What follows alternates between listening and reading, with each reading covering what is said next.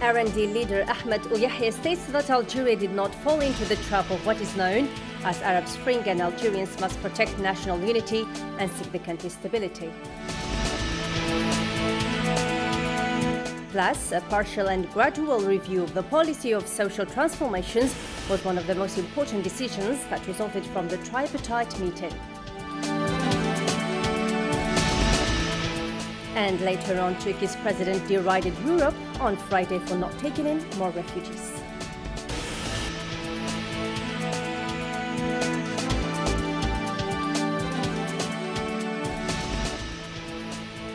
Hello, ladies and gentlemen, you're watching Zay News Live and welcome to this English News Edition. First, in our top stories, the interim Secretary General of the National Democratic Rally, RND, Ahmed Ouyahia, stated this morning at the kick-starting of the National Seminar of Youth in Ziralda, Western Algiers, that Algeria did not fall into the trap of what is known as Arab Spring, and Algerians must protect national unity and work on the country's stability. Ahmed Ouyahia added that Algeria has been released from the Black Decade period. Siam Sadu for more details. The interim Secretary General of the National Democratic Rally, RND, Ahmed Ouyahia, stated today at the kick-starting of the National Seminar for Youth in Ziralda in the western outskirts of Algiers that Algeria did not fall into the trap of what is known as the Arab Spring, and Algerians must work together to preserve national unity and stability. Ahmed Ouyahia added that Algeria has been revived from the odious bloody Black Decade thanks to the National Civil Court law. We thank God that Algeria has emerged from the heinous Black Decade faced in the 90s. Thanks to AMP forces and thanks to national reconciliation concord applied by our policy. And thanks also to Algerian people's bravery, this nation who hasn't healed from its wounds yet can never be influenced to plunge into chaos once again. RND party leader reminded of all the efforts deployed from national people's armies to save the country from any terrorist groups' attacks.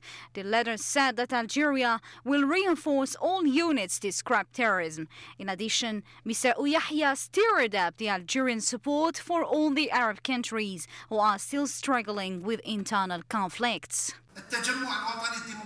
We set the example by our Palestinian brothers who fight for freedom in Gaza. We Algerians must be proud of our position because the Algerian stance has always been objective towards the Palestinian conflict. We have talked about Syria and our brothers in Libya to support these peoples close to our hearts. Conferences are not held to set trivial talks, but useful talks to remind of the current Algerian position. Mr. Ouyahia did not miss the opportunity to reassure the whole nation that Algeria is moving forward with its social strategy, despite the fluctuating oil prices besetting national economy. A partial and gradual review to the policy of social transformations was one of the most important decisions that resulted from the tripartite meeting that took place in the Algerian province of Biskra, taking into account that the major principles of the social character of the Algerian nation won't be touched, in addition to the revision of the pre-retirement system. Lamia Ashush for more details. Due to the many challenges that national economy is facing following the sharp drop in international oil prices, the head of the executive body, Prime Minister Abdelmalek Sellal, revealed a partial review of the early retirement formula. In 2015, and considering all the achievements of Algeria, we cannot still be talking of early retirement. This is unbelievable. A 48-year-old would retire. This is unreal, because they can still work. It is an important labor force. It is a regrettable thing that they did not participate enough in the retirement fund, which is deteriorating. One must think we have to move step by step. We cannot compromise when it comes to the broad lines, but reforms must be done. Economic experts consider that retirement pensions have relatively deteriorated in recent years due to the depreciation of the Algerian dinar. However, such a decrease was inevitable due to the sensitive economic situation of the country. Social transfers are an important part of a state-allocated budget for retirement and those kind of things. I hope it'll be revised upwards and not downwards, because retirement funds have significantly dropped due to the depreciation of the Algerian dinar, according to the statements of the head of the Algerian bank saying that the dinar has dropped by 25 to 30%, which is very dangerous considering that prices increased following the crisis we're facing. The procedures of early retirement might decrease the state's obligations toward workers. Reviewing early retirement procedures is a step that has resurfaced after a long period of stipulation and is now a topic that must be debated and addressed in light of the fragile economic situation of the country. The National Maritime Passenger Transport Company has launched this week a line linking Algiers to Bijaya to transport citizens. This alternative to other means of land and air transport will make the trip in 4 hours with a cruising speed of 60 kilometers per hour. Karim Fazakri. The first international shipping passenger line, Algiers-Bijaya, was finally inaugurated, waiting for other lines to be extended soon to other coastal provinces of Oran, Mostaganem and Sekikda, according to the Secretary General of the Ministry of Transport. After a 4-hour journey, the ferries already docked with onboard journalists, members of ENMTV, the national company maritime passenger, the Ministry of Transport and the crew. On the platform, a welcoming committee composed of representatives of local authorities, journalists and citizens received the ship. According to the EPB, the Bijaya Port Company, the boat performs a daily shuttle except for Friday with only one journey. The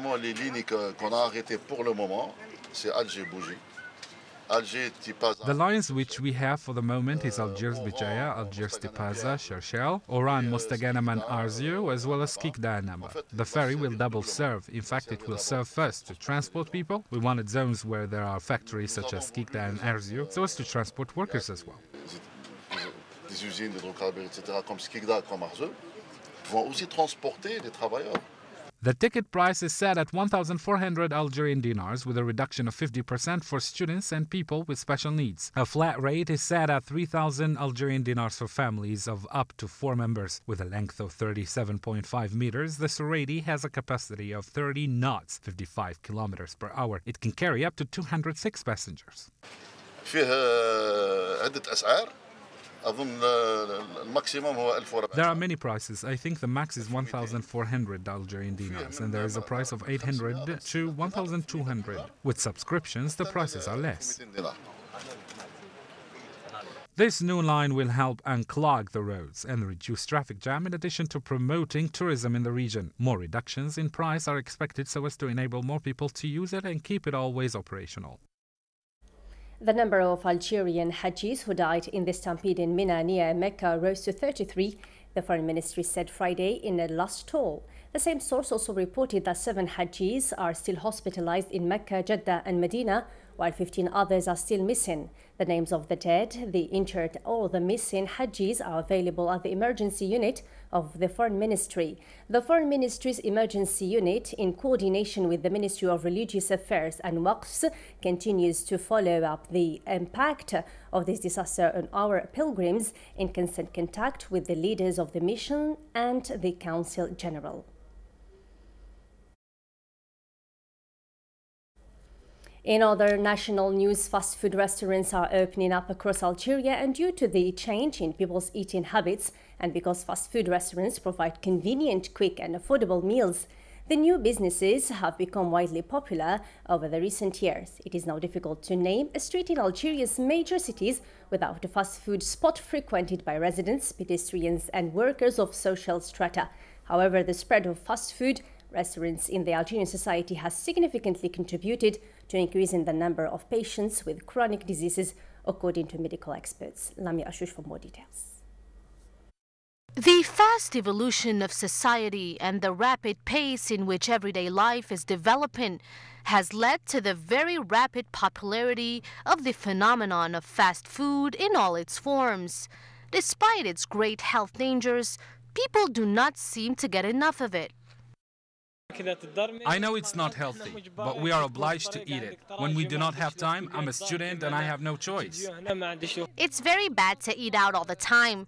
It is sad to see children leaving schools and eating fast food.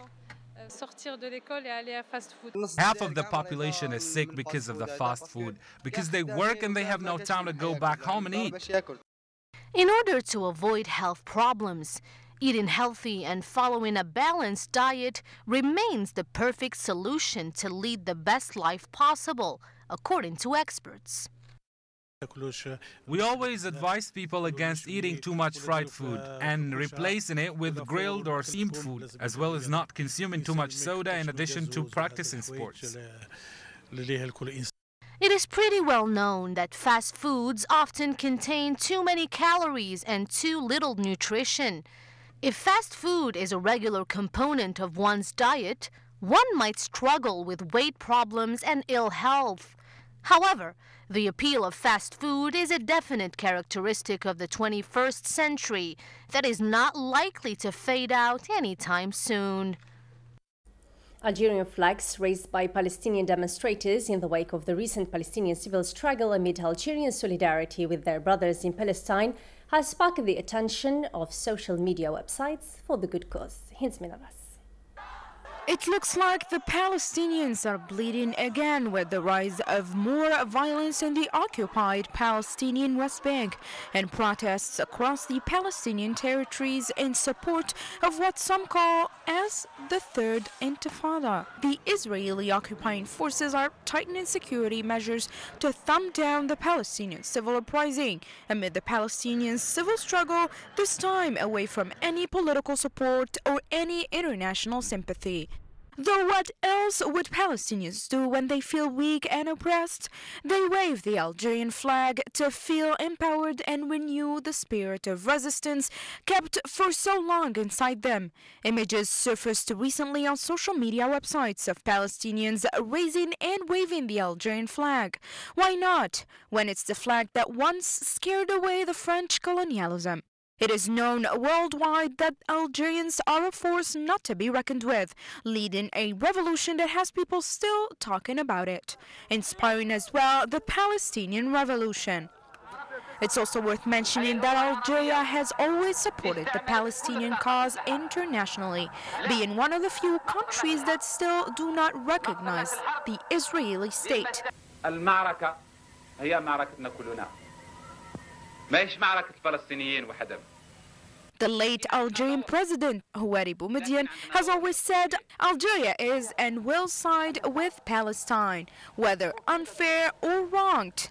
Palestinians can never forget that the Algerian flag was waving high in the sky of 1967-1973 wars, all in the sake of precious Palestine.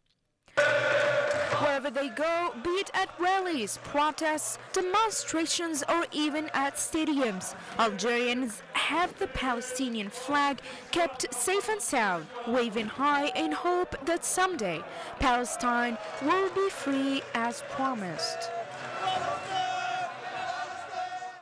Always with the Palestinian cause, several Palestinian activists took to the streets on Friday morning to protest against the current wicked crimes notably committed by the Israeli occupying forces.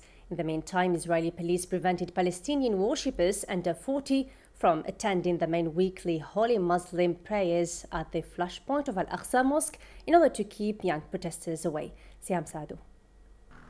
Several Palestinian demonstrators took to the street on Friday morning to protest against the current heinous crimes, notably the fires set at the site in the northern city of Nablus, known as Joseph's Tomb, committed from the Israeli terrorist troops. The arson came as Palestinians called for Friday of a revolution against Israel, and Israel police barred Palestinian worshippers under 40 from attending the main weekly holy Muslim prayers at the flashpoint of Al-Aqsa Mosque, seeking to keep young protesters away. In the meantime, the 37-year-old Palestinian Shawqi Adib, who has been seriously injured since the beginning of the escalation, died yesterday and was buried today along the borders of West Bank and Gaza Strip.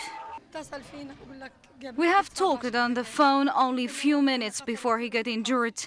He told me that the situation was extremely dangerous there, and there was a lot of shootings. He refused to come back home because he wanted to accomplish his work. He was wounded and immediately taken to the emergency room where he died. Israeli terrorist forces were massively deployed in Jerusalem after 2 weeks attacking Palestinians.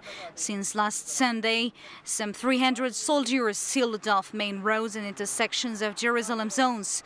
Palestinian President Mahmoud Abbas has called for a pacifist position in order to cease fire in the Holy Quds. To other international news, Turkey says its warplanes have shot down an unidentified aircraft which intruded into its airspace near the border with Syria. Media reports quote officials as saying the aircraft was a drone. There are no further details so far. The Syrian government is known to be operating drones, as do the US-led coalition against ISIS. The Turkish military said the unknown aircraft detected near the border had been warned 3 times before it was shot down in accordance with rules of engagement. And as mentioned earlier in the headlines, Turkey's president derided Europe on Friday for not taking in more refugees. A dose of cold water for a European Union plan to give new aid and concessions to Ankara in exchange for stemming the unprecedented flow of people across borders. Karim Fasakri. European Union leaders sending their summit in Brussels have agreed on an action plan with Turkey to try and stem the flow of migrants to Europe. On offer is a possible €3 billion in aid to improve the lives of 2 million Syrian refugees to encourage them to stay put. There was also more talk about reforming the EU's asylum mechanism rather than on the issue of quotas. We discussed tonight what the member states can contribute, but we still need clear instructions for this. But generally, there was a widely spread opinion that it is better to house the migrants closer to their home than financing them in the end in our own countries, and so it was a very productive discussion. Besides the funds, Turkey gets a promise of re-energized talks on joining the bloc, although this would depend on Turkey meeting previous agreed conditions. EU plans as well to make it easier for Turkish nationals to get visas to travel to Europe, but this will not apply to the UK unless it chooses to opt into the scheme. The hard part, though, is persuading Turkey to sign on and raising money to make it work. The leaders also agreed to coordinate border controls to slow the influx of migrants crossing Turkey from Asia. Many issues remain to be resolved, and discussions will continue, with Turkey's EU minister visiting Brussels on Tuesday for talks with top budget, economy and membership officials. For his part, Turkey's president derided Europe on Friday for not taking in more refugees, a dose of cold water for a European Union plan to give new aid and concessions to Ankara in exchange for stemming the unprecedented flow of people cross borders. Türkiye'yi Avrupa Birliği'ne niye almıyorsunuz?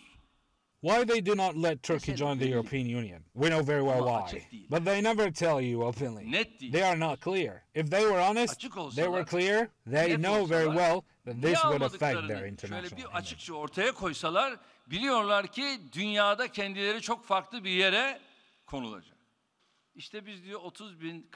They announced we will host 30 to 40,000 refugees, and they are nominated for the Nobel Prize that easy. We have 2.5 million refugees. In the following years, relations between Turkey and Europe will be influenced highly by the migration crisis. The next step in this issue will be taken by the German Chancellor Angela Merkel, who will visit Ankara this Sunday. And finally, we wrap up our English news edition with focus on one of the most famous Algerian traditional dishes in the southeastern Algerian region of Boussaada, which is fiti or slata mehres. This traditional dish is very favored by Algerians, even though it is spicy and chilly. It appeals to so many who heard a lot about it. Hence Minabas. Sfiti, the only most popular and traditional dish in the province of Msila, southeast Algeria, a popularity that exceeded house kitchens to invade streets where sfiti restaurants can be found. هو قبل المهراس كان معروف غير في البيوت. Before, this dish was only known inside Misili or Hudni households. But in recent years, the phenomenon of traditional zviti dish restaurants have spread where people come by the dozen. Despite being recent, these restaurants witness a heavy flock of zviti enthusiasts every day.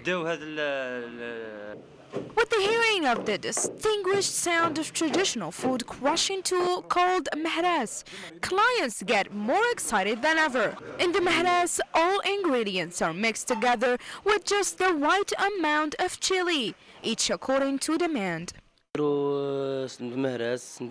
the mehras, we put garlic, roasted chili pepper with parsley, and we give it a crush. Then we put the special galette and add tomatoes, and we blend everything together. We also add some hot water if necessary, each according to what he wants. The dish is best served in its wooden mehras under an authentic Arab Algerian decor, amid the company of friends and beloved ones, sharing the love of this chili tasty dish. This is a famous popular dish here in Sila. We gather around it, especially at home, and enjoy the meal. Even when I'm with friends, zviti restaurants are everywhere, even in other provinces. The dish hasn't remained exclusive on the region. Its popularity has spread and reached most of the country's regions, turning it into a national must dish. The end. Thanks for watching. Bye-bye.